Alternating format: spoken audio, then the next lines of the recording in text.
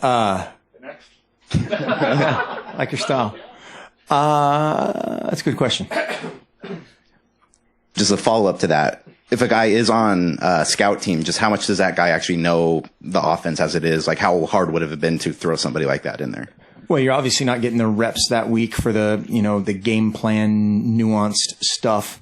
But the base package, base things that are maybe, similar from a terminology standpoint, maybe different from a formation standpoint, week to week, you'd be able to do.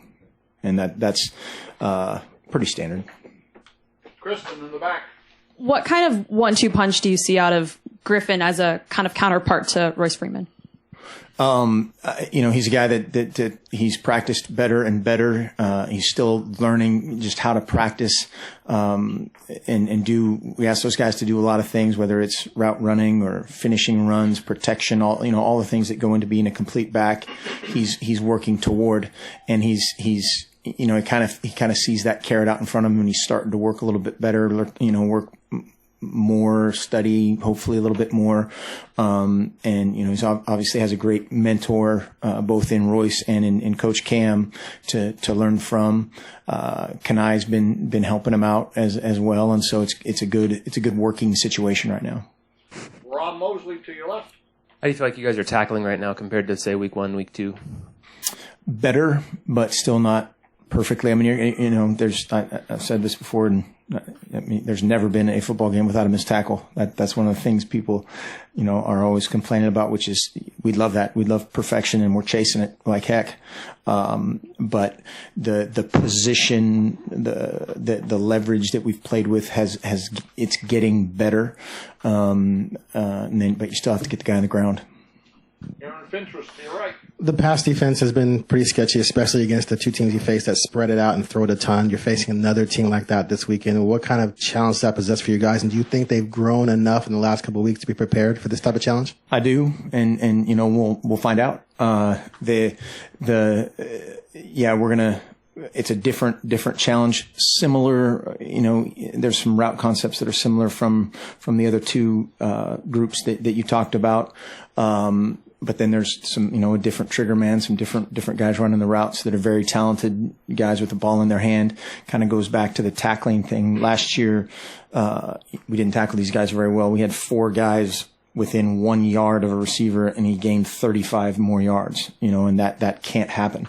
That's one thing we've done better the last couple of weeks is getting more bodies to the ball. If that first guy does miss. And so it's all a part of doing your part, whether that's a pass rushing defensive end or the guy who's supposed to be deep half, do it great and rally to the ball. AJ to your left. Coach, DeForest Buckner has been great from game 1, every single game. But the defensive line has been improving. Talk about the guys that have been improving and how the line has been improving. Yeah, they played really well last week. Just to neutralize the run game was a big deal, and try to make Colorado as one-dimensional as possible. And try to force that issue with a 4-man rush or a 3-man rush was paramount in that game. And Alex Balducci played extremely well. Did instrumental in a bunch of things. Tui's practicing or playing better. Henry Mondu, who am I forgetting? I'm going to forget somebody here. Austin Malawat has done some really good things. He's still learning how to play with pad level. He's a smaller guy, but he tries to see in the backfield too much. But all those guys at times did big time things that are kind of go unseen. DeForest ate up a couple blocks for Tui or Henry Mondu ate up 2 blocks for Rodney Hardrick to have the sack fumble, and they're playing well, not perfectly, but well and better, and we're leaning on those guys a ton. Matt Frame in the middle. Colorado seemed to you got a lot of pressure with your front 4, and Washington State, they get the ball out quick. Does that maybe put a bigger importance of getting your hands up opposed to getting a sack? Naturally, you'd like it, but yeah, and that's you look at Cal.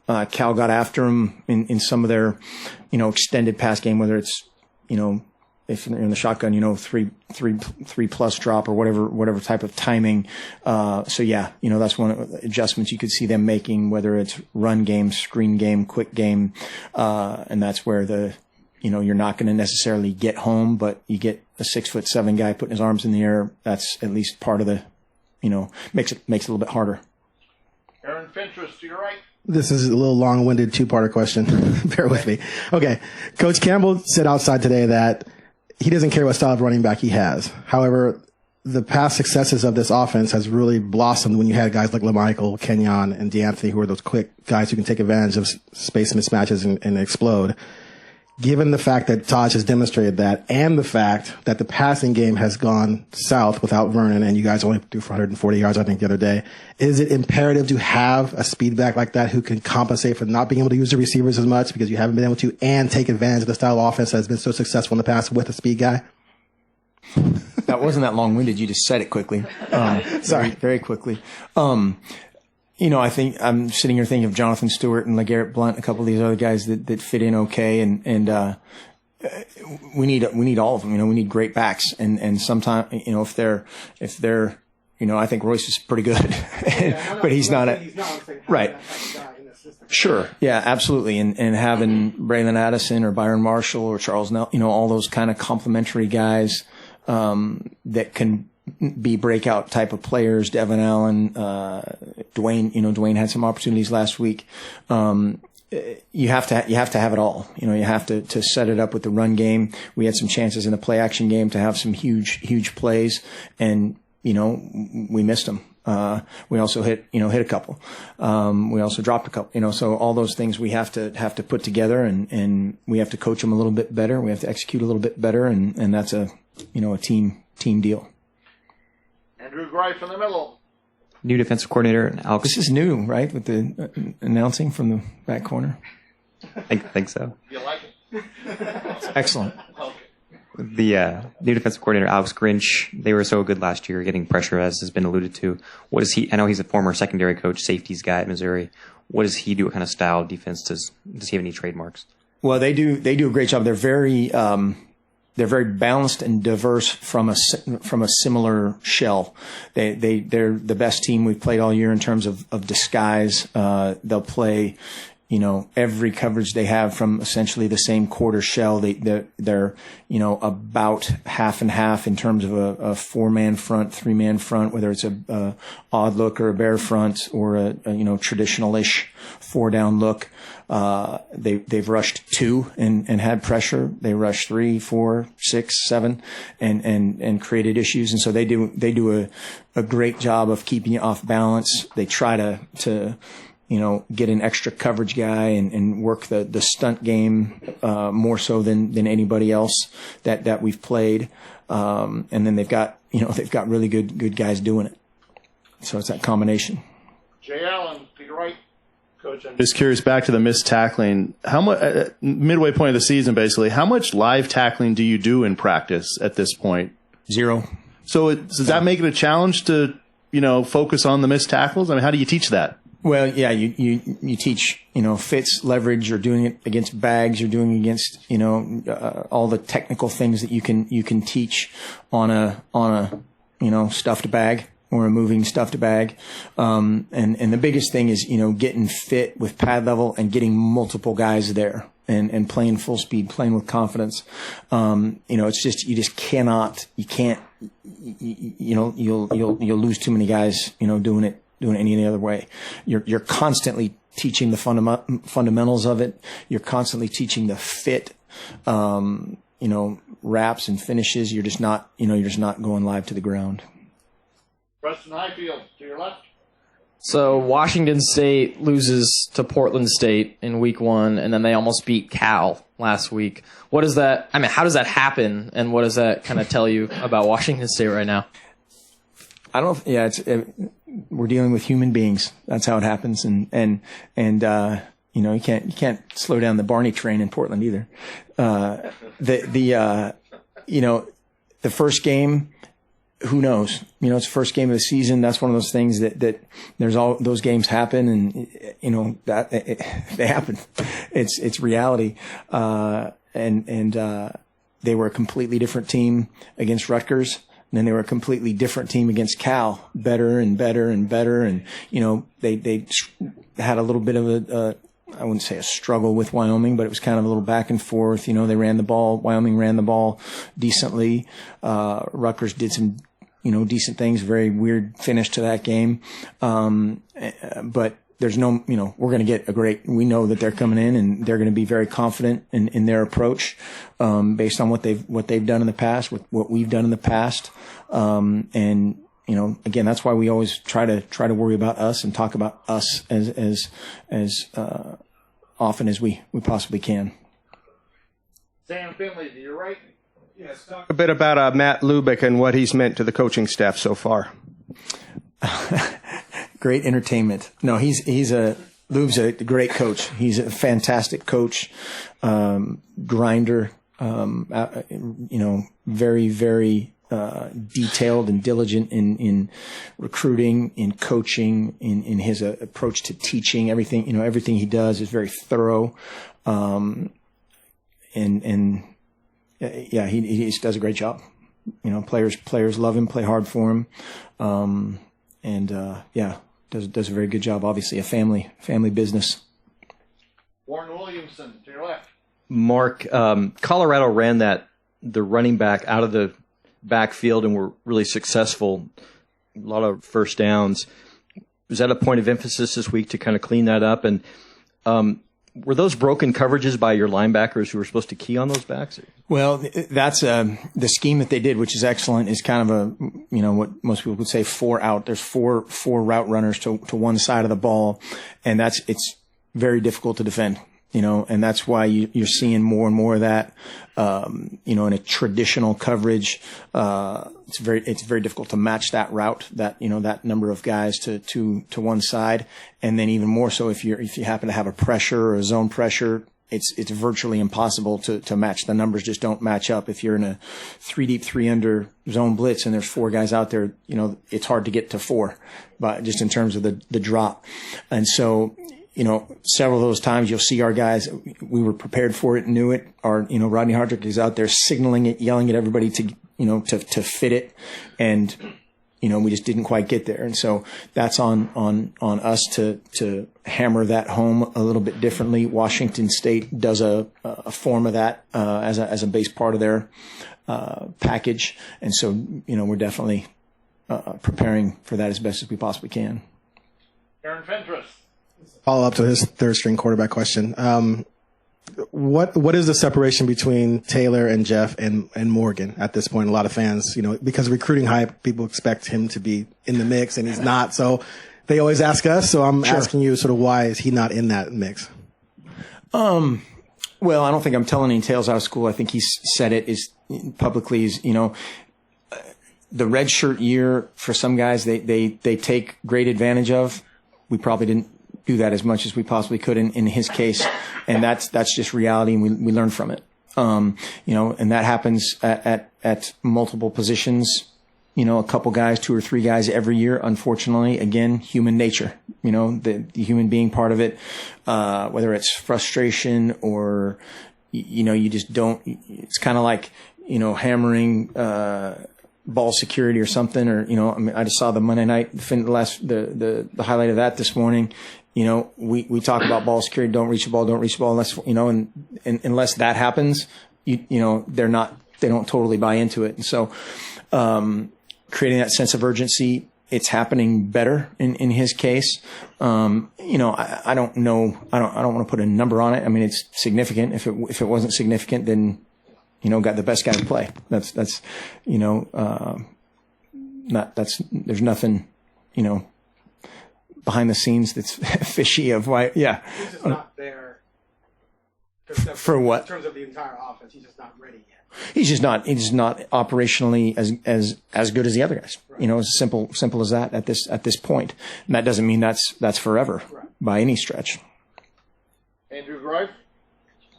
This game last year was one where Matt Pearson got his first start, and I think Crosby may have gotten his first start, or at least a ton of action, and it obviously showed. Can you contrast where those two guys specifically, have come in the last year in terms of their comfort on the offensive line?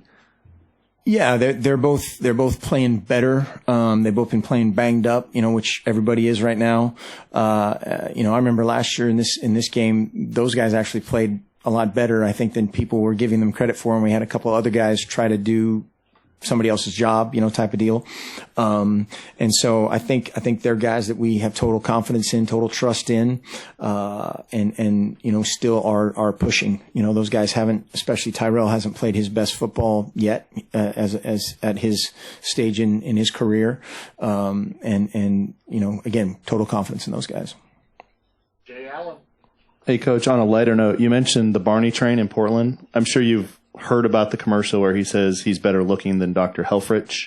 What? I haven't heard. Oh, you haven't heard about it? Okay. That's factually correct, but I haven't heard about this. I'm just curious, what's your relationship with him? I mean, do you know him very well, or do you have a relationship with him? I do have a relationship with him. Sounds weird. How well do you so know? What's the thing about the train and the... He talks about you, and he talks about Gary Anderson, and then at the end of the commercial, it's a spot for selling tickets. Come out to the Vikings, and he says at the end, come to think of it, I am better looking than Dr. Helfrich. I've known him for a long time. I can't remember exactly where we first met. I think we ran into each other in recruiting or something, and have maintained a friendship through his various travels and a funny guy, really good coach, very, very smart football coach, very funny guy, as you guys may or may not know. And yeah, he has called me doctor for some reason. But you didn't know he was honorary. You didn't know he's claiming he's better looking than you running around. I did not know that. Now I'm mad. As you're winding down here, are you going to short of Tyson Alger? Right. When Taylor Alley first came in this program, you walk on local kid. I think a lot of people on the outside didn't know if this was just like a good local kid story who's running the scout team or whatnot. But he's always seemed like a quiet kid who was maybe pretty confident on the inside. Just what was kind of your initial impression with him, and how has he kind of developed through the last couple of years? I couldn't believe he came here. I really couldn't. I mean, I thought I couldn't believe he didn't get a scholarship somewhere else. And it was one of those deals where we're kind of sitting around and, watching his film and you start to put together, whatever in your mind of, okay, that guy's going to end up at wherever, I don't want to name schools, but somewhere. And then, for whatever reason doesn't end up getting a scholarship. And, and that's what's so funny. I mean, think about, somebody had mentioned something last week about, how can a walk on play, whatever. Aaron Rodgers didn't get a scholarship out of high school. And that's, everybody's sitting here now going, what a bunch of idiots. But, think about that. He didn't get one scholarship offer. And so you look, and I'm not comparing Taylor Alley to Aaron Rodgers, but the possibility of that, it happens. That's why there's junior college football or whatever happens with guys or guys develop. Marcus Mariota had one scholarship offer when we offered him a scholarship. So that's one scholarship away from being a walk-on in some ways. But Taylor was a guy that he ran around really well. He's tough. He's smart. He's got great intangibles and we have very, very high expectations of him. Is there a longer, his first fall here, is there a longer gaining your trust sort of period for a guy that didn't have any scholarships? Is there kind of a, let's figure out what was wrong with him that everyone passed him up sort of thing?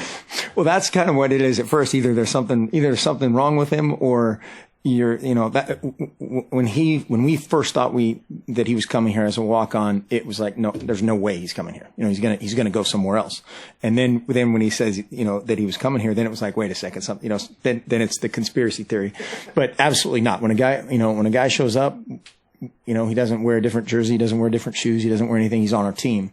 And if, we have a bunch of guys playing that are non-scholarship guys now, and they're on a football team, and if they can help us, they can help us. Okay, one more. Preston, back.